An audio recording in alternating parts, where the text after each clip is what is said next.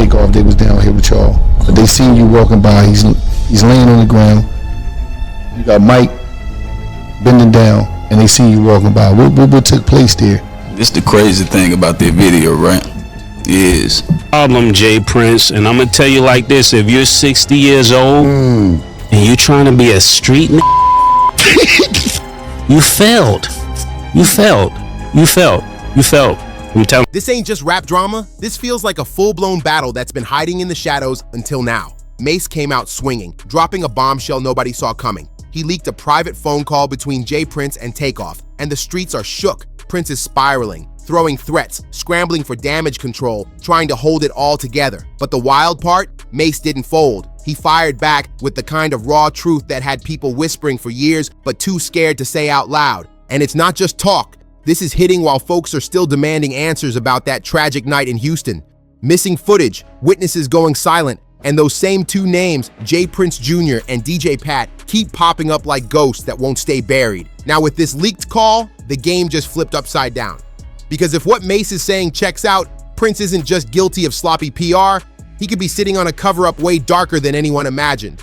And trust, I've got the proof lined up. Yeah, man. We got a little bit straightening going on. Tweets from witnesses, video clips, podcast threats, even talk about bail money being moved around. This ain't speculation. This is receipts, and it's about to get ugly. People online are tearing Jay Prince apart, calling him a fake community leader, a cartel-style fixer, even straight up accusing him of having blood on his hands. This ain't some lightweight YouTube drama recap. This cuts deep into Takeoff's final hours, the mob ties connection, and why Prince is suddenly panicking now that the wrong man decided to start talking. Tell you another thing, when you're dealing with older people, they're the last to know that things have changed. We not your little like the way you talking, I don't get what you mean. We're not your little like for real. See, Mase had been chilling, keeping quiet about Houston for a long minute, but the second Prince started dropping those slick subliminals on the $1 Million Worth of Game podcast, the energy shifted. Mase and Cameron had stayed silent out of respect, but according to Mase, Prince went too far, crossing lines you can't uncross. And here's the bombshell. Mase claims he heard a call between Prince and Takeoff just hours before tragedy struck. What he says Prince told Takeoff wasn't some big bro guidance talk. It was pressure. Heavy loyalty talk, the kind that sounds more like a threat than advice. No love, no respect, just straight intimidation. And the timing, that's the part that's chilling everybody. Because this supposed call happened the exact same night Takeoff was gunned down outside that Houston bowling alley, dice game, argument, shots fired, and hip-hop lost one of its purest talents at just 28 years old. You wasn't really right there with Takeoff when he was alive, you know what I mean? So after Mase put that info out, Prince completely unraveled. He jumped on social media, throwing slick threats, trying to flex power, and doubling down on those shady comments he already made about Offset not being there for Takeoff. But now, instead of controlling the story, it looks like Prince is losing grip, and fast. Remember this, you wasn't really there with Takeoff when he was alive. You wasn't really right there with him when he was alive. You know what I mean? Those words lit the fuse. That's what sparked the Offset versus Jay Prince beef, with Cardi B herself jumping in to ride for her man. But now that Mase has put this secret call on blast, Prince is scrambling for cover, but it's way too late. The streets are already talking, and the silence is done. One fan on X summed it up raw. Nobody respects Jay Prince after Takeoff was on his watch. And that's the truth that's got people side-eyeing mob ties like never before. See, after Takeoff was gunned down, it didn't take long for Patrick Xavier Clark, better known as DJ Pat, to get scooped up.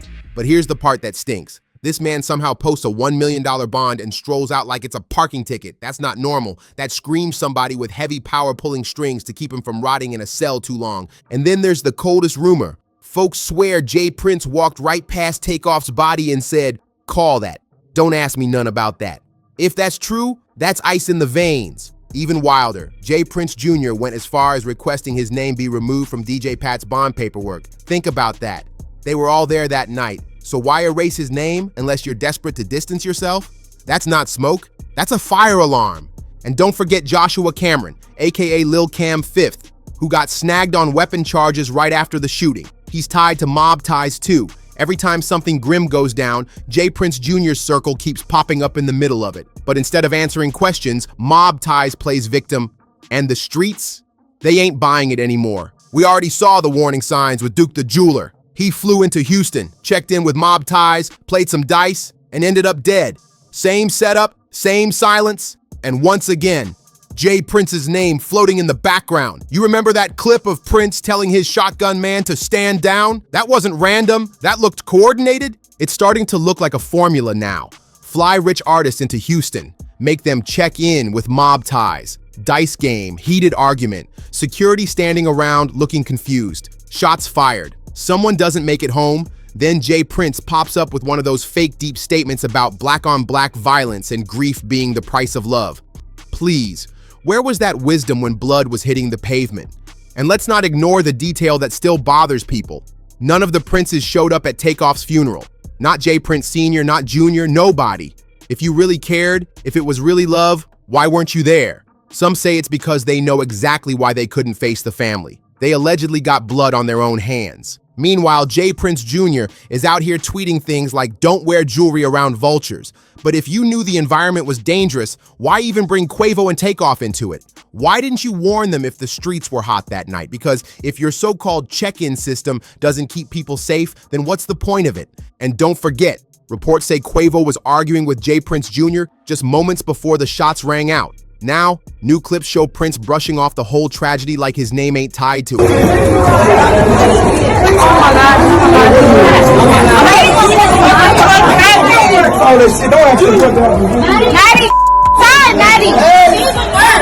Like Takeoff didn't just lose his life right under their supervision. At this point, people are starting to wonder if the whole check-in with mob ties thing was ever about safety, or if it's really just a setup disguised as protection. Think about it. Every time an artist checks in, chaos seems to follow. Duke the Jeweler, gone. Takeoff, gone. And each time the Princes come out with their polished statements like nothing ever happened. The streets are whispering that this so-called check-in is less about keeping peace and more about control. You pay respect, you roll dice, you play the game their way, or you risk paying the ultimate price. That's the energy people are feeling right now. And the details keep stacking up. Witnesses said security looked lost during Takeoff's final moments, like they weren't there to protect him at all.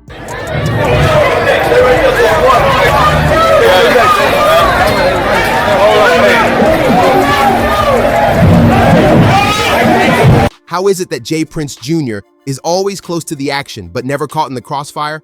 Folks are asking real questions. Was this negligence or was it orchestrated? To make it worse, Prince keeps dropping these cryptic lines on social media, trying to play philosopher while sidestepping the real accusations. People ain't buying it anymore. They're saying straight up, if your protection doesn't protect, then it's extortion.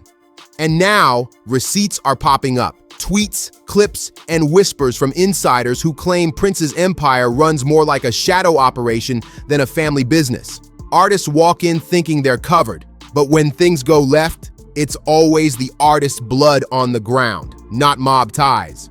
The streets are fed up with the silence and the recycled PR statements. They want answers. They want accountability. Because if mob ties protection really means your life is in their hands, then the question becomes, whose hands pulled the trigger? Right after J. Prince threw his shade on $1 million worth of game, Mase went nuclear. He didn't just clap back, he went for Prince's entire reputation, no filter. Live, raw, and direct. Mase said, "We are not your little." And the way he delivered it, that wasn't no Twitter sub.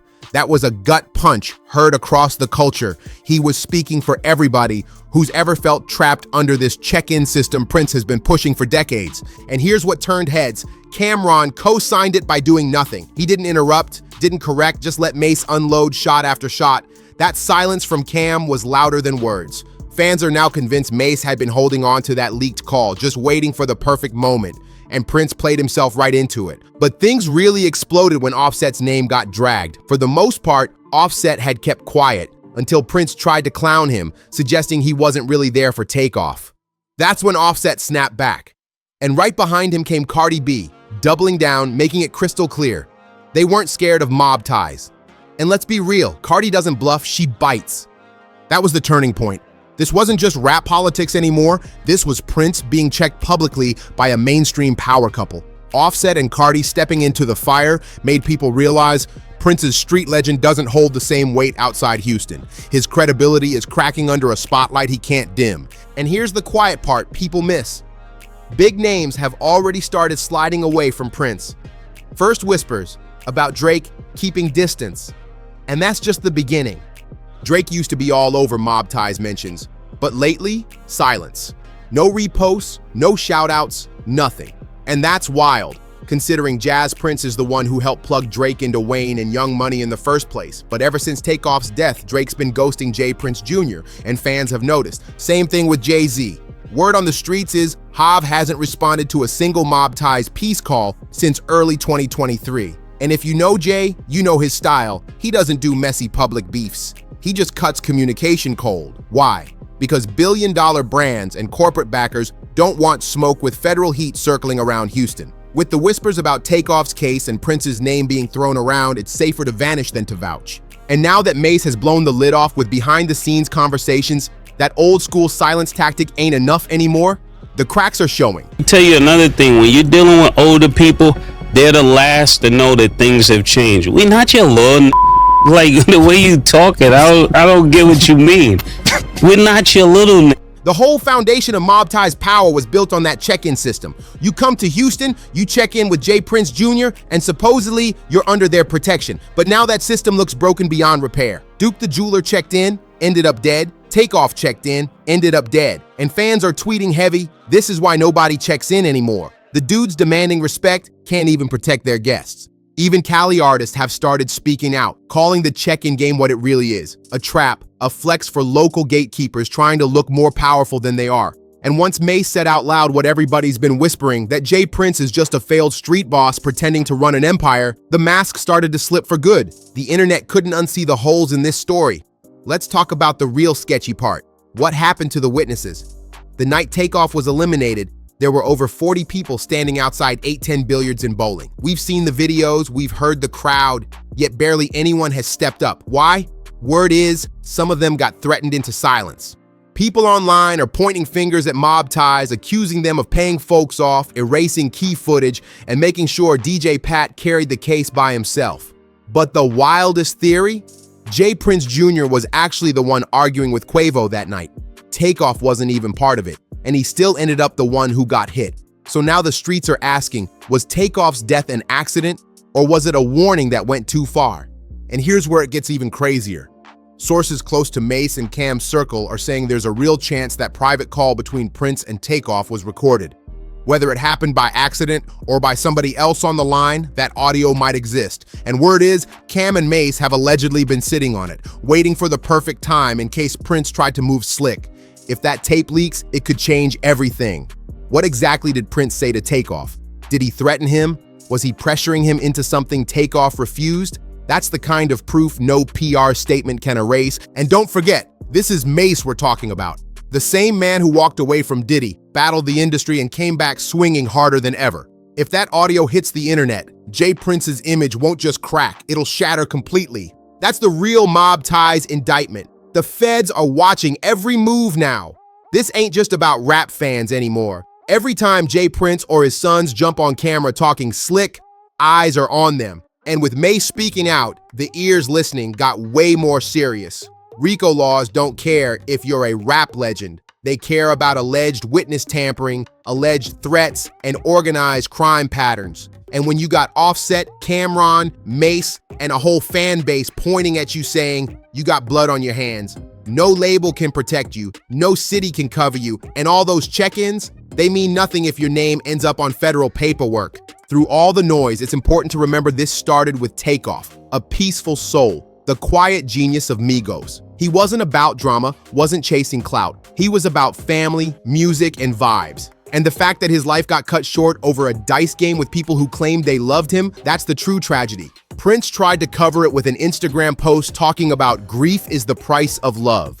But real ones don't want poetic lines when blood spilled on your watch and you walked away like nothing happened. The streets don't want PR spin. They want real answers. What Mase did wasn't just defend himself. He ripped open the floodgates. He showed that the fear surrounding J. Prince is cracking, that people aren't scared to speak anymore. And if Prince keeps trying to control the narrative, he might lose it all. Because from leaked calls to witnesses ghosting to big artists distancing and now the feds circling, this storm is only getting louder. Prince snapped, Mase clapped back, and now the whole world's watching. Drop a fire emoji in the comments if you're rocking with this, smash that like button, hit subscribe, and turn on them post notifications because trust me, there's way more heat coming next. See you on the next one.